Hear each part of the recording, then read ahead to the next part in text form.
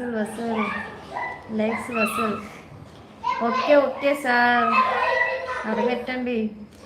అందరు పెడుతున్నారు మీ టైటిల్స్ మాత్రం సూపర్.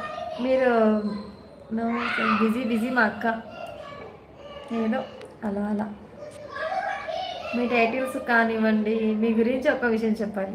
మీరు చెప్తారు కదా మా గురించి, ఉన్నారా లైవ్లో, ఉంటే ఉన్నానని పెట్టండి. మీ గురించి కూడా కొంచెం నేను పోగొడతానమాట, నాకు తెలిసినంత వరకు.